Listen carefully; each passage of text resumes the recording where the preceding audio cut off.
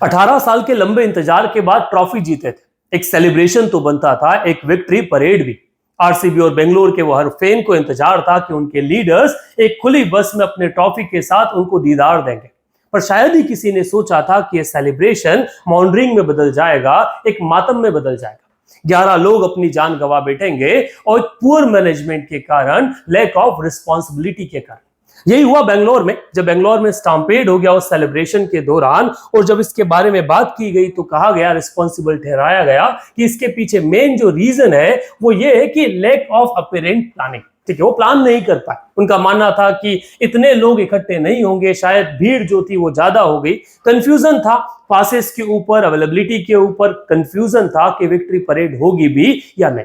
क्योंकि शुरुआत में टीम मैनेजमेंट द्वारा यह अनाउंस कर दिया गया था कि विक्ट्री परेड निकाली जाएगी, पर बेंगलुरु की जो पुलिस है उन्होंने लेटर ऑन 11 AM के आसपास ये अनाउंसमेंट किया कि कोई विक्ट्री परेड नहीं होने वाली। इस बीच में जब टीम विधानसभा चीफ मिनिस्टर से मिलने पहुंची तो लाखों लोग स्ट्रीट पर आ गए, और वही एक रीजन रहा कि संख्या बढ़ती गई। पुलिस वाले उसे मैनेज नहीं कर पाए और फाइनली स्टैम्पेड हुआ। 47 से ज्यादा लोग इंजर्ड हो गए और 11 लोग मर गए।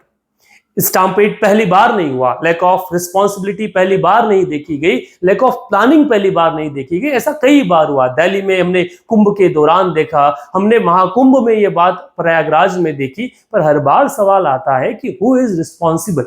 क्या responsibility lies in the hands of government only? क्या सरकार या एडमिनिस्ट्रेशन ही रिस्पॉन्सिबल है, कि या टीम रिस्पॉन्सिबल है जिसने इस बात को अंदाजा नहीं लगाया?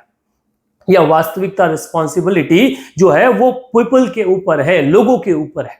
जहां पता है, शायद ये अंदाजा पहले लग जाता है कि क्राउड ज्यादा है, शायद यहां सिक्योरिटी का कंसर्न है, इस भीड़ से बाहर निकल जाना चाहिए। ये ह्यूमन सेंस है, इसमें ऐसा कोई रॉकेट साइंस निकल कर नहीं आता कि शायद अंदाजा नहीं लगता। कई बार हम मंदिरों में जाते हैं, कई बार हम भीड़ भरे एरिया में जाते हैं, हमको लगता है कि यार नॉट कंफर्टेबल फील नहीं कर रहे, शायद हमें वहां से बाहर निकल जाना चाहिए।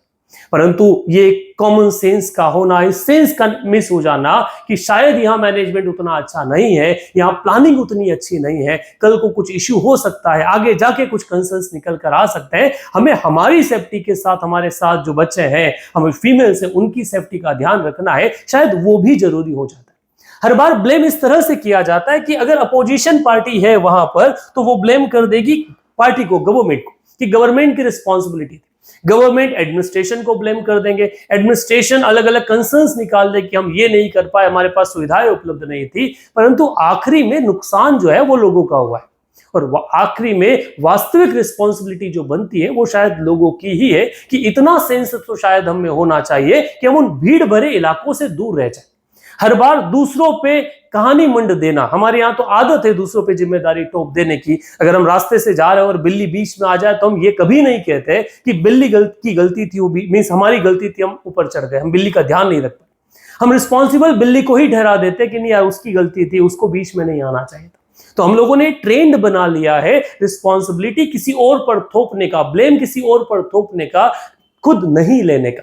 और यही वो रीजन होता है कि ऐसे स्टैम्पेड हमको दर्जनों देखने को मिलते हैं, कभी रेलवे स्टेशन पे, कभी बस स्टैंड पे, कभी किसी फंक्शन में, या फिर किसी ऐसे इवेंट में, जो इवेंट अभी वर्तमान में आरसीबी में होने वाला था। आपका अपना ओपिनियन क्या कहता है दैट हु इज रिस्पॉन्सिबल? क्या टीम को रिस्पॉन्सिबल ठहराना चाहिए, गवर्नमेंट को, प्रशासन को, या फिर लोगों को, जो लोग अपनी सिक्योरिटी का ध्यान नहीं रख पाते?